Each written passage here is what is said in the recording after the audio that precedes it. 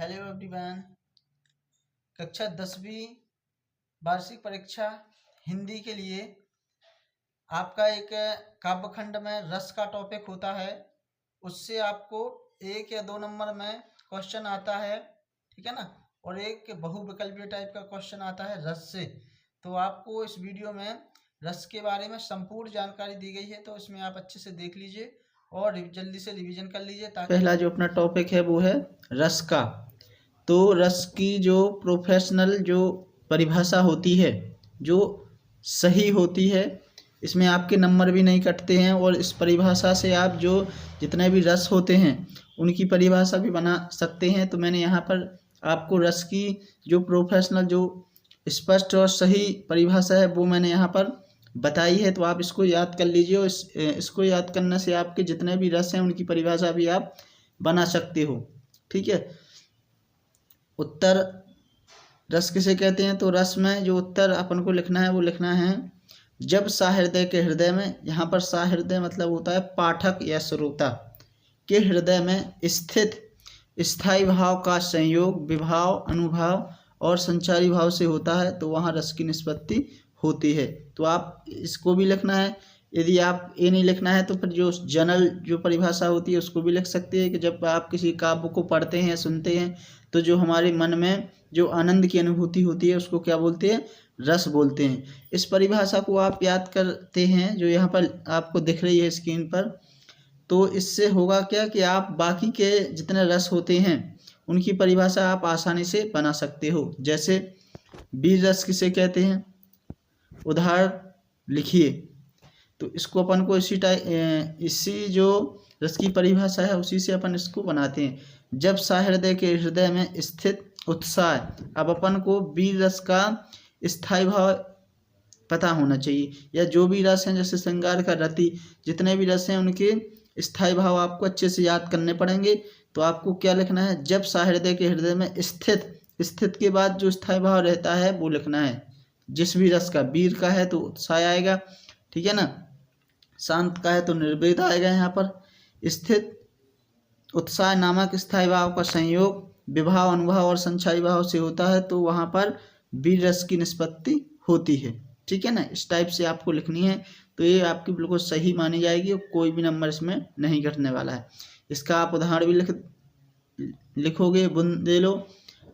बुंदेले हर बोलों की मोह हमने सुनी कहानी थी, खूब लड़ी मर्दानी वो तो झांसी वाली रानी थी, ठीक है ना। आपको इसमें इन्वर्टेड कॉमा भी लगा देना है। तो इस टाइप से आप सभी रस की डेफिनेशन बना सकते हैं। मान लीजिए यहाँ पर आ गया शांत रस की परिभाषा लिखिए। तो शांत रस की आप क्या लिखोगे? जब सहृदय के हृदय में स्थित उत्साह की जगह क्या लिख दोगे? निर्वेद नामक स्थायी भाव का संयोग विभाव अनुभाव और संचारी भाव से होता है, तो वहाँ शांत रस की निष्पत्ति होती है। उदाहरण आप लिख सकते हो। चलती चाकी देख कर दिया कबीरा रोए, दुई पार्टन के बीच में साबुत बचाना कोई। तो उदाहरण आपको सबके अलग अलग सरल सरल वाले याद करने होंगे। इसके बाद एक क्वेश्चन आता है रस के अंगों के नाम बताइए। तो रस के 4 अंग होते हैं, स्थायी भाव विभाव अनुभाव और संचय भाव, ठीक है ना। आपने वो परिभाषा याद की है तो उन्हीं में ये दिए रहते हैं। जब इन्हीं का संयोग हो जाता है तो क्या बन जाता है? आपका रस बन जाता है। विभाव के 2 भेद होते हैं, आलंबन और उद्दीपन। आलंबन किसे बोलते हैं? इसके कारण आश्रय में स्थायी भाव जागृत होते हैं। उद्दीपन ये जागृत भाव को उद्दीप्त करते हैं। संचय भाव किसे कहते हैं एवं इनकी कितनी संख्या है ये भी आपके पेपर में आ सकता है, तो उसको आपको याद रखना है। इनकी संख्या कितनी होती है? 33 होती है। रसों के नाम बताइए, उनके स्थायी भावों का उल्लेख कीजिए। तो इनको आपको अच्छे से याद करना है क्योंकि इनसे आपके बहुविकल्पीय टाइप के क्वेश्चन रिक्त स्थान एक शब्द में एक वाक्य में क्वेश्चन बनते हैं। तो हिंदी साहित्य में रस कितने माने गए हैं? 10 माने गए हैं, लेकिन वात्सल्य को भी आप रस कुछ विद्वान क्या करते हैं? वात्सल्य को भी मानते हैं। तो श्रृंगार का क्या होता है? रति, हास्य का हास्य, करुण का शोक, बीभत्स का जुजुप्सा, रौद्र का क्रोध, अद्भुत का विस्मय, वीर का उत्साह, शांत का निर्वेद, भयानक का भय, वात्सल्य का वत्सल। इनको आपको क्या करना है? अच्छे से याद करना है। जब आप याद कर लेते हो तो किसी भी रस की आप परिभाषा आराम से लिख सकते हो, जैसा कि मैंने आपको पहले बताया है कैसे लिखना है।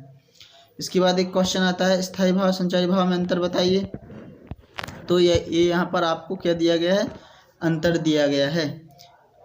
मन में सुषुप्त रूप में रहने वाले मनोभाव स्थायी भाव कहलाते हैं, जबकि हृदय में अन्य अनंत भाव जागृत एवं विलीन होते रहते हैं, उनको क्या बोलते हैं अपन, संचारी भाव बोलते हैं। स्थायी भाव स्थायी रूप से हृदय में विद्यमान रहते हैं, जबकि संचारी भाव क्या रहते हैं, कुछ समय रहकर समाप्त हो जाते हैं। स्थायी भाव उद्दीपन के प्रभाव से उद्दीप्त होते हैं, जबकि संचारी भाव स्थायी भाव के विकास में सहायक होते हैं। स्थायी भाव की कुल संख्या 10 मानी गई है, जबकि संचारी भाव कितने होते हैं, 33 होते हैं। ठीक है ना। तो ये जो रस वाला टॉपिक है ये यहाँ पर अपना हो जाता है।